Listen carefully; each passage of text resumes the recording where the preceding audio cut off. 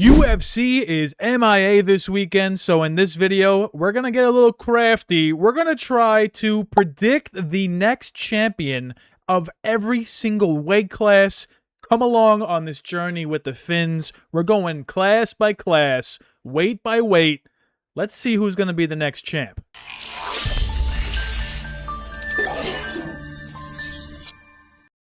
First weight class that we're going to discuss today is obviously the smallest one. We got men's flyweight, with the current champion being Joshua Van. And I did list off some contenders here. We got Alexandre Pantoja, Manel Kape, Loner Kavanagh is fighting Brandon Royval at UFC 329 in a potential title eliminator. And we also got Asu Amabayev, who's coming off a pretty impressive submission win over Charles Johnson.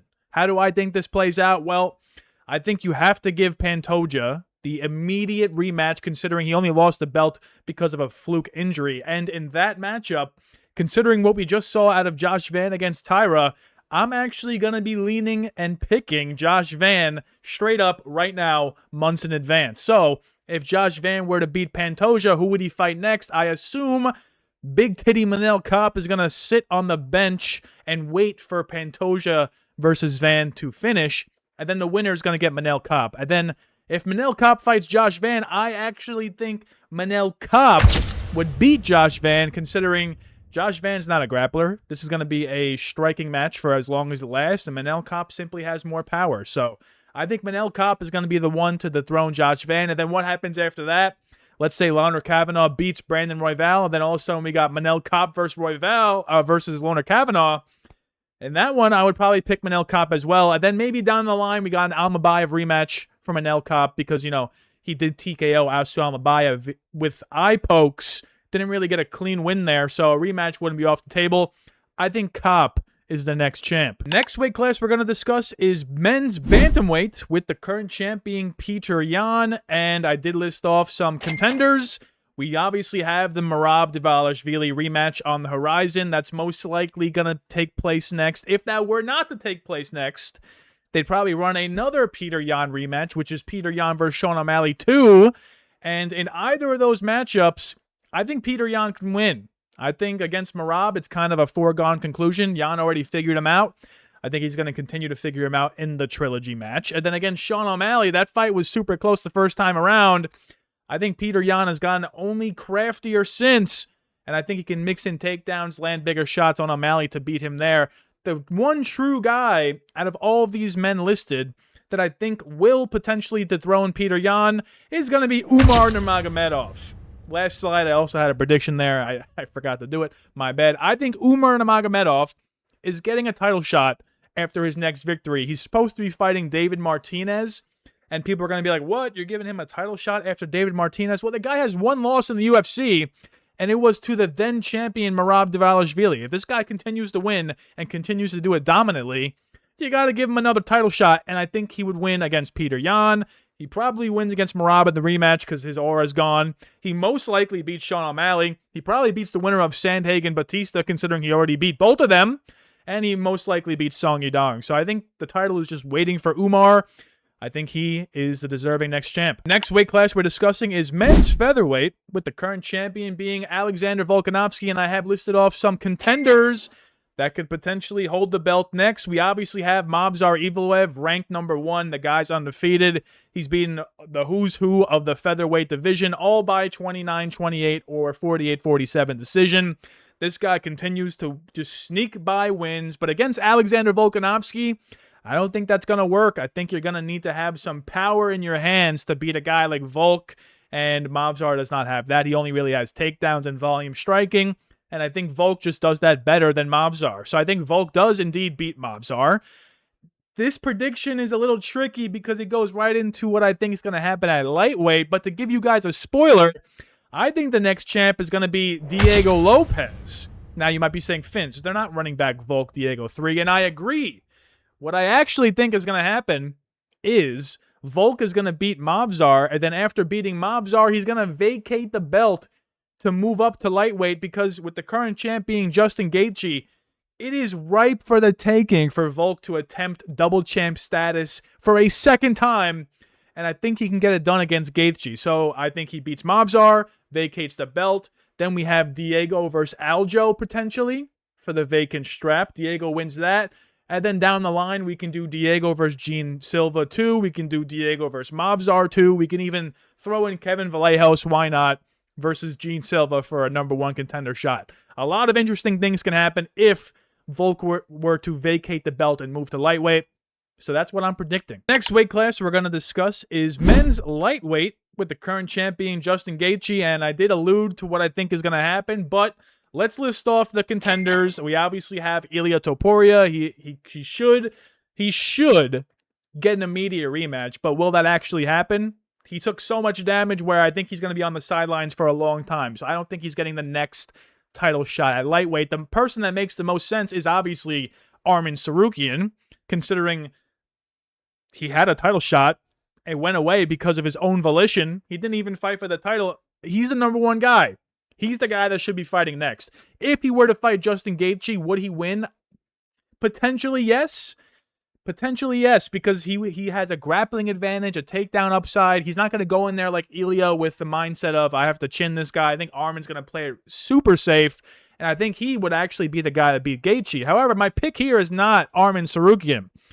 I think Justin Gaethje is going to approach this from a financial standpoint. Out of all the guys on this screen, which one would be the biggest fight possible? Would it be the Ilia rematch? Maybe.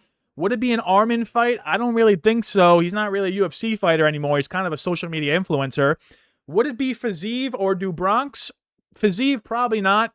Not much name recognition to the general public. Dubronx, potentially, but why would Gaethje take that fight? He literally lost to Dubronx pretty cleanly. And then the winner of Patty BSD, if it's Patty, Justin already dog-walked him, and if it's BSD, I'm not taking that if I'm Justin. So, with all that being said, let's take off the tinfoil hat. I think Justin is going to want Volk to move up from featherweight to challenge for double champ status. That is the biggest possible payday for Mr. Gaethje, and Gaethje has said he's like 1 or 2 fights away from retiring. Why not go out with a bang? Why not get the biggest paycheck possible? And if they were to face off, I think actually Volk would beat Gaethje. All right, Gaethje in his last couple of fights, he's been showing a lot more decision wrinkles to his game. You know, he has the ability to win minutes now, but Volk is the king of that.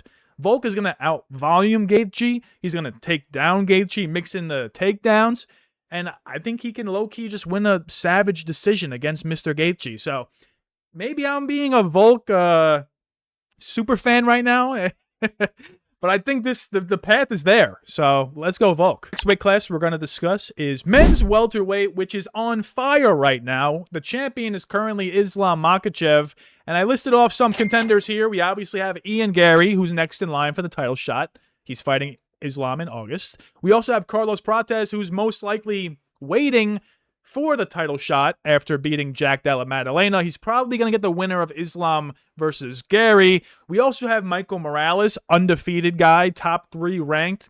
Best win is Sean Brady. Looked pretty dominant in that one. I thought he was going to get the title shot before Gary, but it is what it is. And then we also have Gabriel Bonfim. He's lurking.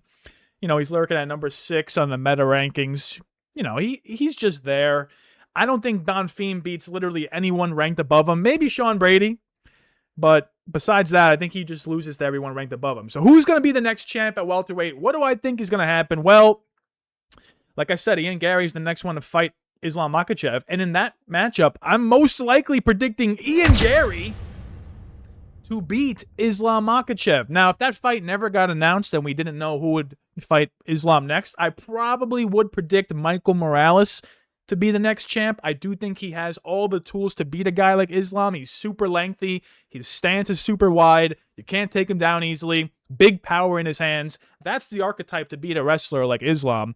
Does Ian Gary really have all those things? He doesn't have the power, but he is a savvy veteran nowadays. You know, that Shavkat performance, it might not be aging the best because he hasn't fought since, but he was very crafty in that matchup. And then he did what he had to do against Prates to win that fight. I think he does what he has to do to beat Islam. I think he knows exactly what he has to just avoid the takedowns. The longer it's standing with Islam, the worse it's going to look for Islam. I mean, when Islam stands and bangs with people, sure, he doesn't get knocked out, but he does absorb a lot of damage. Dustin Poirier was winning rounds against Islam on the feet. And if lightweight Dustin Poirier at the twilight of his career is doing that, Ian Gary at the prime of his career, a weight class up, I think he can beat Islam. So I'm going with Ian Gary for this one. Next weight class we're discussing is men's middleweight, with the current champ being Sean Strickland. And this is also yet another very interesting weight class. I have a lot of contenders here listed.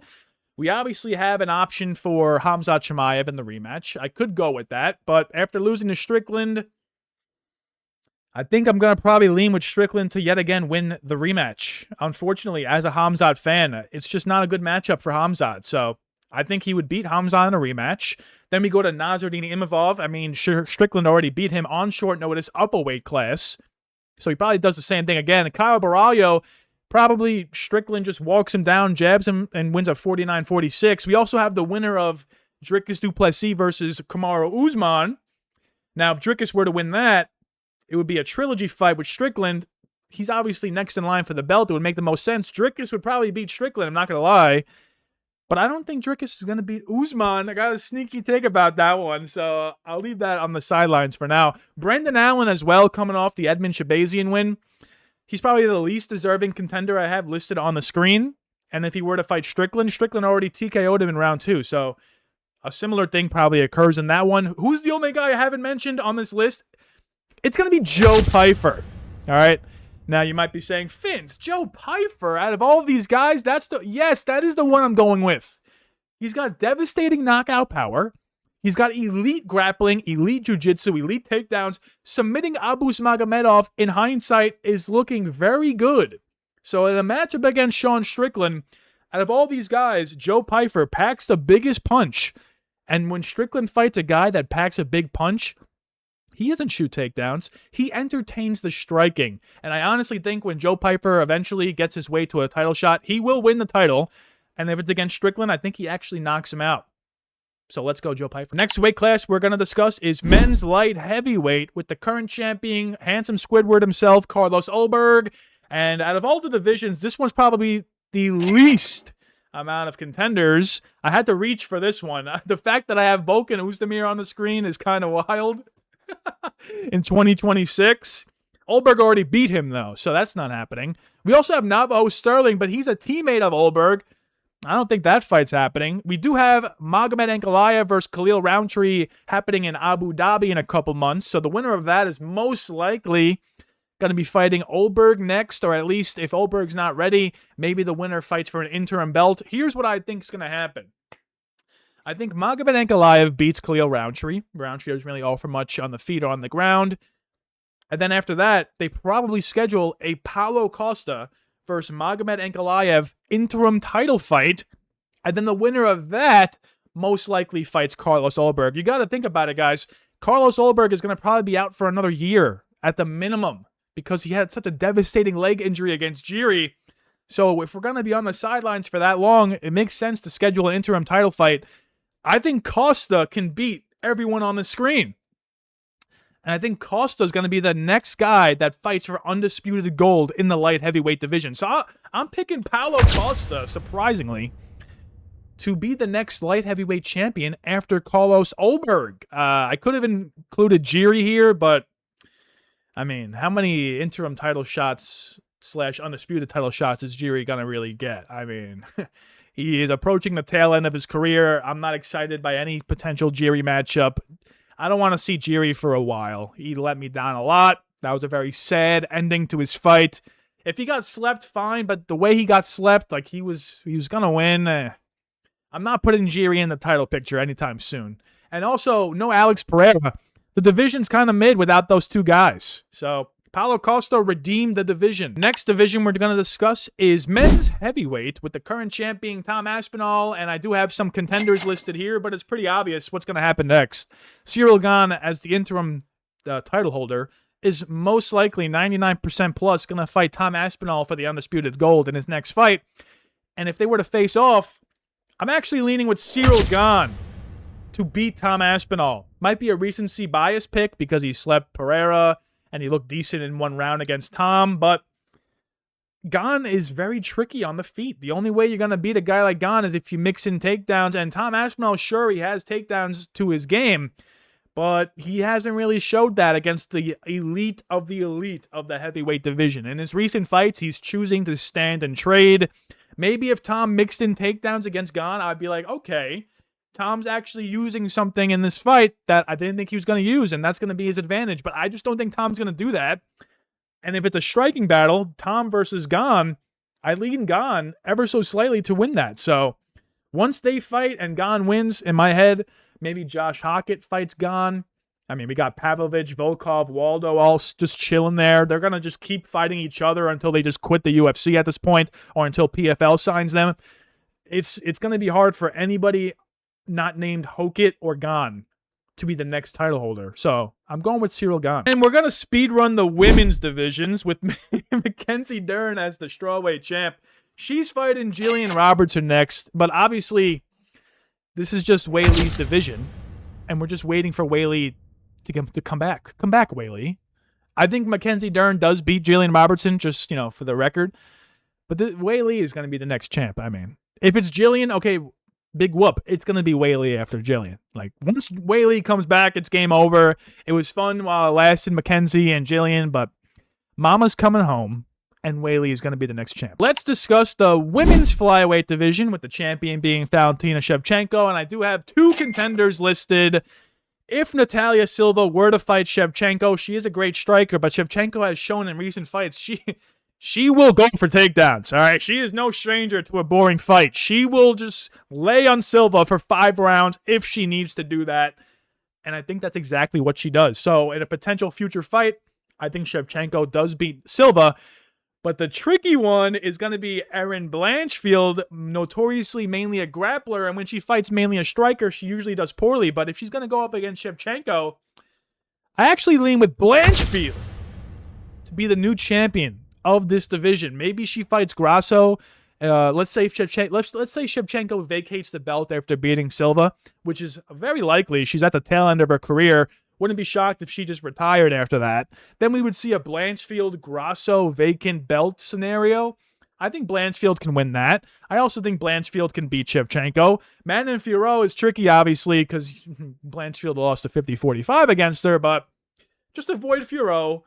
And I think Blanchfield's the next champ. Let's finish it off with women's bantamweight. Current champion Kayla Harrison. We do have Amanda Nunes, most likely being Kayla Harrison's next opponent. And I do have Amanda Nunes. Oh, actually, no, I don't.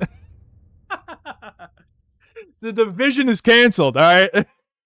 I forgot I put that. The division is canceled. So what I think is going to happen, actually, I really, truly think the division's going to be canceled. Because Kayla Harrison Nunes, the winner, is retiring. The loser is retiring. And then at that point, who's the biggest name on the Jocelyn Edwards? We're going to have a Jocelyn Edwards versus Eileen Perez 2 as a vacant title fight. Cancel the whole division if that's the case. I'm sure Jocelyn, Luana Santos, Eileen, Cavalcanti, I'm sure they can all make flyweight, all right? We don't really need this division if Nunes and Kayla aren't in it. So I'm going to leave you guys with that. Cancel women's bantamweights. I do want to see Nunes Kayla. That's a very hyped up fight. But as soon as the final bell rings, as soon as the 25th minute occurs, let's just abandon it altogether. Thank you guys for getting to the end of another episode of Finn's Chats. I hope you enjoyed this one. Let me know in the comments if you want to see more videos like this. When the UFC takes a 1-week hiatus, I'm struggling to just think of things to do in general, period. Not even content-wise, just things to do. Like, what do you do when there's no UFC? Nothing. I even dusted off the Game Boy. I'm like, I'm really down bad right now. So subscribe, like, comment. Have a great rest of your day, you savage.